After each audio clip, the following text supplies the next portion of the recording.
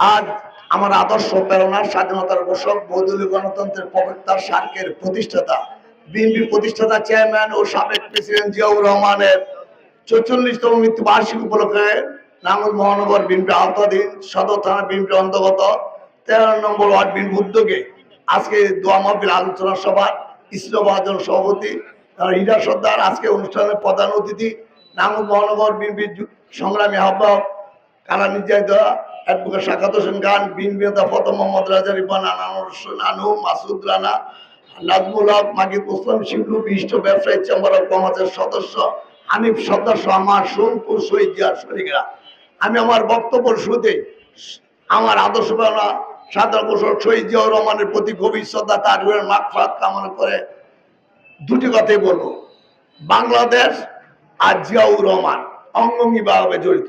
জিয়াউর রহমান এই বীর পুরুষের জন্ম না হলে বাংলাদেশ হতো না, বাংলাদেশ স্বাধীন হতো না, স্বাধীনতার ঘোষণা হতো না। তাই এই জিয়াউর রহমানকে ৪৪ বছর আগে বাংলাদেশকে এবং বাংলাদেশ উন্নয়নকে স্তব্ধ করার জন্য দেশি বিদেশি ষড়যন্ত্রকারীরা এবং বাকশালী প্রেতাত্মারা এক হয়ে তাকে নির্মমভাবে হত্যা করেছে।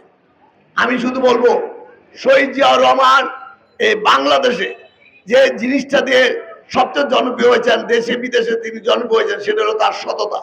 অতএব সততা, খাল খনন, নিরক্ষরতা দূরীকরণ, মহিলাদের সাম্যল্য বিষয় যে 19টি কর্মসূচি রেখে গেছে, এই 19টি কর্মসূচির মাধ্যমে আমরা বাংলাদেশের 20 কোটি মানুষের মুখে হাসি ফুটাতে চাই। আপনারা আমার নেতা, আমাদের অভিভাবক বিএনপির ভারপ্রাপ্ত চেয়ারম্যান জনতা তারেক রহমান অতি শীঘ্রই আপনাদের দোয়ায় দেশে ফিরে আসবেন এবং বিএনপি এবং আপনাদেরকে জিয়াউর রহমানের খাল খননের কাজ শুরু করবেন। আপনারা জিয়াউর রহমানের জন্য দোয়া করবেন, উনি যেন আল্লাহ তাকে জান্নাতুল ফেরদৌস দান করে। দেশজীবী বেগম খালেদার জন্য দোয়া করবেন, উনি যেন সুস্থ হয় আমাদের নেতৃত্ব দিতে পারে। তারেক রহমানের জন্য দোয়া করবেন, দেশি বিদেশি ষড়যন্ত্রকারীরা যেন সকল সহযোগী উৎখাত করে দেশে ফিরে এসে আমাদের নিয়ে শহীদ জিয়া রহমান 19 দফা কর্মসূচির মাধ্যমে বাংলাদেশের 20 কোটি মানুষের মুখে হাসি ফুটাবেন। আর একটি কথা বলতে চাই, বিগত 16 বছর এই কালীবাজার এলাকায় কি হয়েছে আপনারা জানেন। এমন কোন মানুষ না, এমন কোন ব্যবসায়ী না নির্যাতিত হয়েছে। আমি এটুকু বলতে চাই, 5 আগস্টের পর বিএনপির নাম বিক্রি করে বা আমাদের নাম বিক্রি করে কেউ যদি এলাকায় কোন অপকর্ম করতে চায়, চাঁদাবাজি করতে চায়, আপনারা আমার মহানগর বিএনপির আহ্বায়ক সাকাত হোসেন খান, আমি সদস্য সচিব আবু আলী ইউসুফ খান টিপুকে ফোন করবেন, আমরা অবশ্যই তার বিরুদ্ধে ব্যবস্থা নিব। কারণ আমাদের নেতা তারেক রহমান নির্দেশ দিয়েছে দলের ভিতরে কোনো চাঁদাবাজ, কোনো দখল দায়িত্ব, কোনো মাদক ব্যবসায়ী, কোনো সন্ত্রাসী থাকতে পারবে না।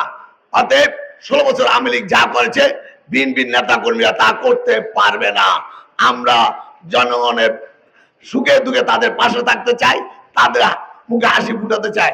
আমি আবারও আমার আদর্শ প্রেরণা শহীদ জিয়ার প্রতি গভীর শ্রদ্ধা তার রুহের মাগফিরাত কামনা করে কালীবাজার এলাকার সকল ব্যবসায়ীদের রাজনৈতিক সর্বাত্মক সহায়তা কামনা করে আমি আমার এই সংক্ষিপ্ত বক্তব্য শেষ করছি। খোদা হাফেজ। বাংলাদেশ জিন্দাবাদ। শহীদ যেমন হোক, বেগম খালেদা জিন্দাবাদ। আমার রাজনৈতিক বিএনপি ভারপ্রাপ্ত চেয়ারম্যান জনতা তারেক রহমান জিন্দাবাদ। 13 নং ওয়ার্ড বিএনপি জিন্দাবাদ। নাঙ্গল সদর থানা বিএনপি জিন্দাবাদ। নাঙ্গল মহানগর বিএনপি জিন্দাবাদ। আসসালামু আলাইকুম।